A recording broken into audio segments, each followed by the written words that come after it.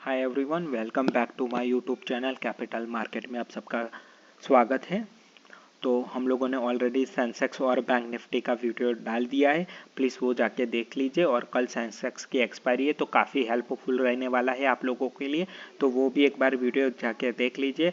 हम ज़्यादातर डिस्कस करते हैं सपोर्ट, रेजिस्टेंस और कहाँ पे हम लोग एंट्री एग्जिट के लिए प्लान कर सकते हैं और टारगेट हम प्लान कर सकते हैं। ठीक है, ये कोई मैं रिकमेंडेशन नहीं कर रहा हूँ, सिर्फ मैं अपना प्लान आप लोगों को दे रहा हूँ कि मैं क्या सोच रहा हूँ, किस पॉइंट पे मैं क्या करने वाला हूँ। ठीक है, आप लोगों को ऑलरेडी मैंने उसमें सेंसेक्स और बैंक निफ्टी के जो मैंने ट्रेड लिए थे वो ऑलरेडी वहाँ पे डिस्कस किए थे।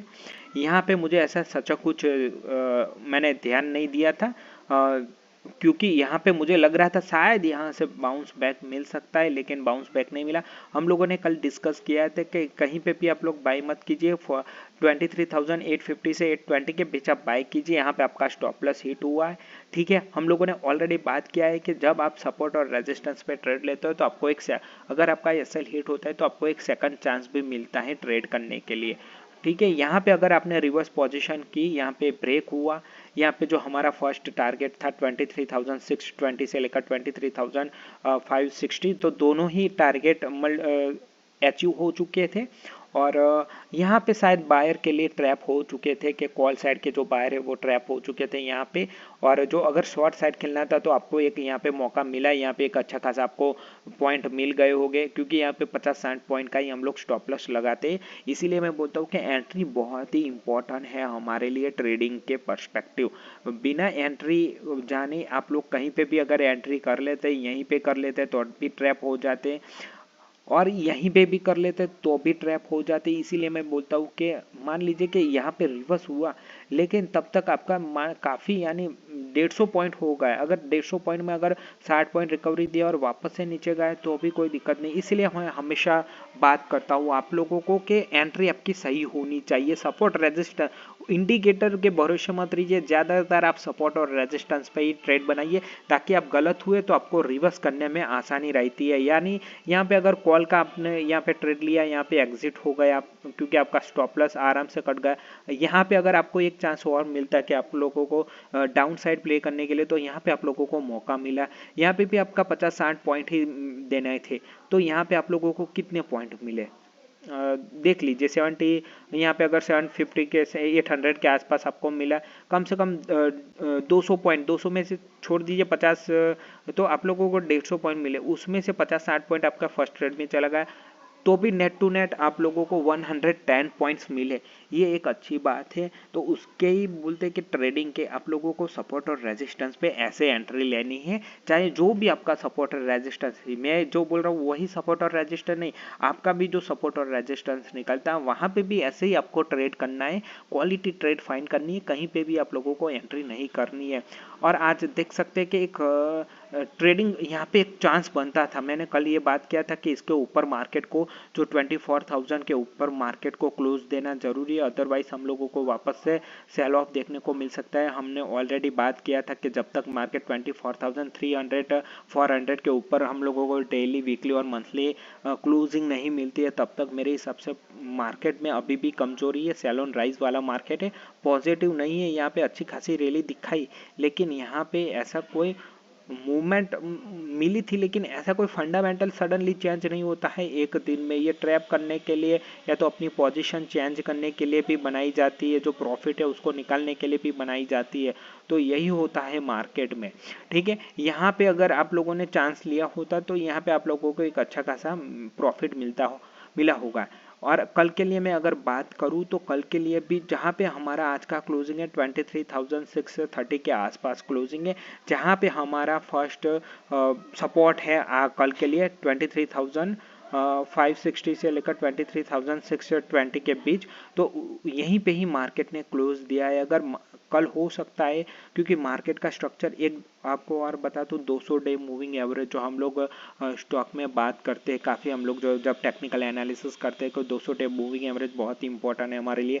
तो डेली टाइम फ्रेम पर निफ्टी ने 200 day moving average break already कर चुका है और उसके नीचे जाके क्लोजिंग दी है। ये 3-4 बार हुई है पिछले 5-6 महीने में। तो देखते हैं कि एक नेगेटिव है सिनारियो, अगर ज़्यादा फॉल आता है एक बाउंस मिलेगा, लेकिन कब मिलेगा वो देखना देखने वाली बात होगी। अगर कल मिल जाता है तो अच्छी बात है, नहीं मिलता है तो हम लोगों को मेरे हिसाब से वापस से वही हम लोग सिनारियो में जाने वाले सेल ऑन राइज को।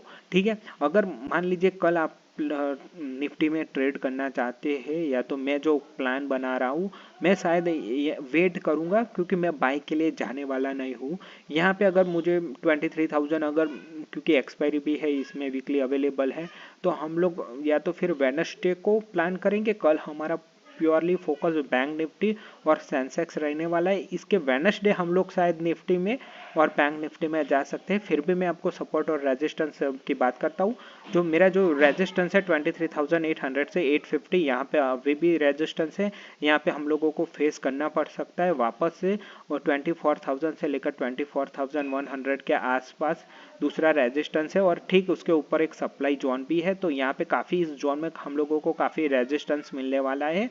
अगर मार्केट को कल मूवमेंट देनी है तो ऐसे W पैटर्न बनाएगी, फिर वापस से निकल सकती है। अगर फ्रेश अगर ब्रेकआउट आप लोगों को फाइंड करना है तो 23,071 के अबव मार्केट सस्टेन करता है, या तो ये सप्लाई जोन है।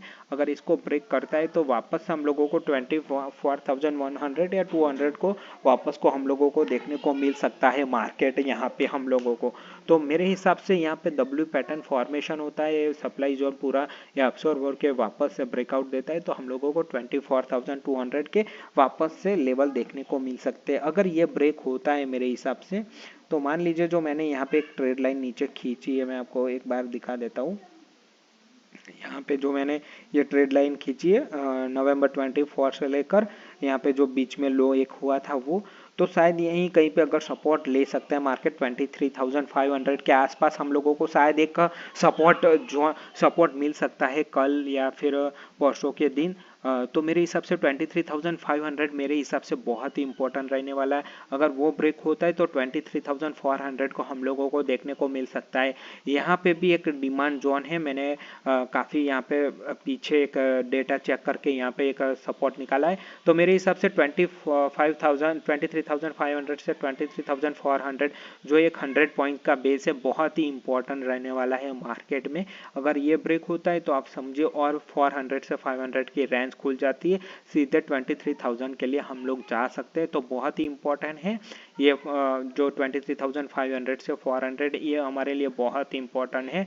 अगर ये हम लोग यहाँ पे बच जाते हैं, यहाँ से हम लोगों को कैट बाउंस मिल भी सकता है और नहीं भी मिल सकता है, तो बहुत ही इंपॉर्टेंट है हमारे लिए। मेरे हिसाब से ये सपोर्ट की बजाय 23,400 से 500 मेरे हिसाब से बहुत ही इंपॉर्टेंट रहने वाले हैं। देखते हैं कि मार्केट कल कैसा रिएक्ट करता है। हम लोगों ने आपके सामने सपोर्ट और रेजिस्टेंस के बारे में बता दिया है। हम लोग जो हमारा की लेवल है 23,500 से 400 है, हमारे लिए बहुत ही इंपॉर्टेंट है। ये कहाँ पे कैसे कैंडल फॉर्मेशन करता है इस 100 पॉइंट्स में, वो मेरे लिए बहुत ही इंपॉर्टेंट है। तो हम लोग फिर वेडनेसडे को निफ्टी में प्लान करने वाले हैं। कल हमारा प्योरली फोकस बैंक निफ्टी और सेंसेक्स में रहने वाला है। तो प्लीज़ वीडियो को लाइक कीजिए और चैनल को सब्सक्राइब कीजिए। Thank you for watching.